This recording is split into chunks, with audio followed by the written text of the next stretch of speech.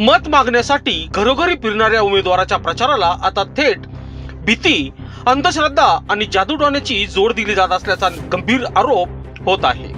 नाशिकच्या गंगापूर गावातील काही मतदारांच्या घरासमोर चक्क हळदी कुंकू व तांदूळ टाकून जादूटोणा केल्याचा प्रकार उघडकीस आल्याने संपूर्ण परिसरात भीतीचे वातावरण निर्माण झाले आहे। निवडणूक जिंकण्यासाठी तर लोकशाही अपयशी ठरत असेल तर अशा अंधश्रद्धेचा आधार का घेतला जातोय, असा संतप्त सवाल नागरिकांकडून उपस्थित केला जात आहे। हा प्रकार केवळ अंधश्रद्धेपुरता मर्यादित नसून मतदारांवर मानसिक दबाव टाकण्याचा आणि भय निर्माण करण्याचा थेट प्रयत्न असल्याचा आरोप होत आहे। लोकशाहीत मत हे स्वतंत्रचे साधन आहे, ते भीतीने नव्हे तर विचाराने दिले गेले पाहिजे। मात्र थेट मतदारांच्या घरापर्यंत जादूटोणा पोचला जात असेल तर प्रशासन, पोलीस यंत्रणा आणि निवडणूक आयोग झोपले आहेत का, असा सवाल उपस्थित होत आहे। अंधश्रद्धा निर्मूलन कायदा अस्तित्वात असताना अशा प्रकाराकडे दुर्लक्ष करणे म्हणजे गुन्ह्याला मूकसंमती देण्यासारखे आहे। हा प्रकार कोणी केला, कोणाच्या सांगण्यावरून केला आणि यामागे कोणता उमेदवार आहे याचा तात्काळ शोध घेऊन दोषींवर कडक कारवाई करण्यात यावी, अशी जोरदार मागणी नागरिकांकडून होत आहे। दरम्यान या प्रकरणावर प्रतिक्रिया देताना शिवसेना नेते विलास शिंदे यांनी तीव्र शब्दात निषेध व्यक्त केला आहे। ते म्हणाले की सध्या लोकशाहीचा उत्सव सुरू असून प्रभाग क्रमांक 8 हा शिवसेनेचा बालेकिल्ला आहे। निवडणुकीत अनेक लाटा घेऊन गेल्या।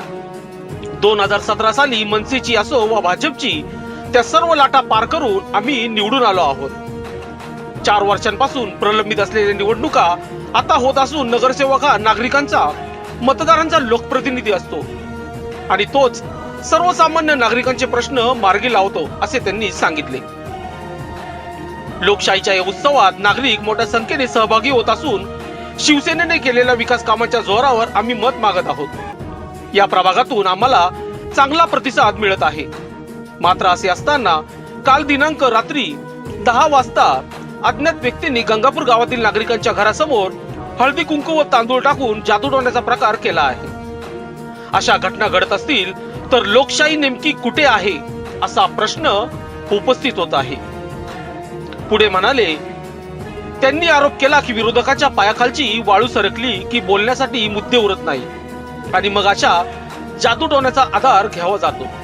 मात्र जो निष्ठेने काम करेल, नागरिकांचे प्रश्न सोडवेल, त्याच्यात पाठीशी नागरिक उभे राहतील। त्यामुळे या संपूर्ण प्रकाराची वरिष्ठ पातळीवर सखोल चौकशी झाली पाहिजे, अशी ठाम मागणी विलास शिंदे यांनी केली आहे।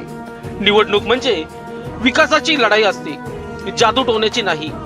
प्रभाग क्रमांक 8 मधील हा प्रकार लोकशाहीसाठी धोक्याची घंटा ठरत असून आता उत्तर देण्याची जबाबदारी प्रशासनावर आली आहे। संशय म्हणण्यापेक्षा एक निवडणूक ही सुरू आहे, लोकशाहीचा उत्सव आहे आणि या लोकशाहीच्या उत्सवामध्ये सर्व मतदार स्वयंस्फूर्तीने सहभागी होत आहे। असं असताना या भागामध्ये नेहमीच शिवसेनेचं प्रभुत्व राहिलेलं आहे। शिवसेनेला मानणारा मतदार आहे, शिवसेनेच्या कामाला प्राधान्य देणारा मतदार आहे आणि नेहमीच निवडणुकांमध्ये अनेक लाटा येऊन गेलेल्या आहेत। भारतीय जनता पक्षाची असेल 2017 साली, मनसेचे असेल 2012ला, या सगळ्या लाटा पार करून आम्ही निवडून येणारे सगळे उमेदवार आहोत। आम्ही आमच्या कामावरती विश्वास ठेवणारे उमेदवार आहोत। त्या उत्सवामध्ये मागच्या 4 वर्षापासून प्रलंबित असलेल्या या निवडणुका होत आहेत। प्रत्येक नागरिकाला, नाशिककरांना या निवडणुकीची प्रतीक्षा होती, कारण नगरसेवक हा नागरिकांचा, मतदारांचा हक्काचा एक लोकप्रतिनिधी असतो। सुखदुःखामध्ये असेल किंवा छोट्या मोठ्या गोष्टीमध्ये किंवा छोट्या मोठ्या जे काही अडीअडचणीमध्ये मदत करणारा लोकप्रतिनिधी असतो। म्हणून हे निवडणुकीकडे खास करून सगळ्या मतदार ह्या उत्सवामध्ये सामील होतात। गेल्या 2012 पासून आणि त्याच्या अगोदरसुद्धा हा प्रभाग हा शिवसेनेचा बालेकिल्ला राहिलेला आहे। विकासाच्या जोरावरती, कामाच्या जोरावरती आम्ही केलेल्या आमच्या कर्तृत्वाच्या, शिवसेना पक्षाने केलेल्या कामाच्या जोरावर आम्ही या ठिकाणी मतं मागतोय आणि असं असताना आमच्या नागरिकांचा, आमच्या मतदारांचा प्रचंड असा या ठिकाणी उत्स्फूर्त असा प्रतिसाद आहे। घरोघरी औक्षण होतं आहे। या ठिकाणी चौकामध्ये, बिल्डिंगमध्ये मिटिंगा स्वतःहून त्या ठिकाणी मतदार आम्हाला बोलून मिटिंगा घेत आहेत। त्यांच्या काही पुढच्या ज्या काही संकल्पना आहेत त्या सांगतायत, काय केलं पाहिजे असं मार्गदर्शन करतायत। असं असताना काल सायंकाळी अचानक त्या ठिकाणी रात्रीचा जो काही प्रकार घडला हा अतिशय निंदनीय आहे आणि मला वाटतं हा लोकशाहीला हा शोभेचा नाही आहे। आणि म्हणून काही व्हिडिओ आले, त्याच्यामध्ये गंगापूर गाव असेल किंवा परिसरामध्ये प्रत्येक ठिकाणी, प्रत्येक गल्लीमध्ये हळदी कुंकू टाकलेले तांदूळ त्या ठिकाणी असे घरोघरी घरांसमोर त्या ठिकाणी टाकत झालेले आणि नागरिकांमध्ये एक भीतीचं वातावरण त्या ठिकाणी काही कारणास्तव त्या ठिकाणी निर्माण झालेलं होतं. आणि मग ती जेव्हा आम्ही माहिती घेतली तर ज्या वेळेस निवडणुकांमध्ये ज्या वेळेस माणसाच्या किंवा विरोधकांच्या पायाखालची वाळू घसरते, आपल्याकडे काही बोलायला मुद्दे नसतात, आरोप करायला काही जागा नाही आहे, मग करायचं काय? तर अशा मला वाटतं ह्या जादूटोण्याचा सहारा घेतला जातो. पण आमचा प्रभाग क्रमांक 8 किंवा नाशिकमधले नागरिक हे सुज्ञ आहेत.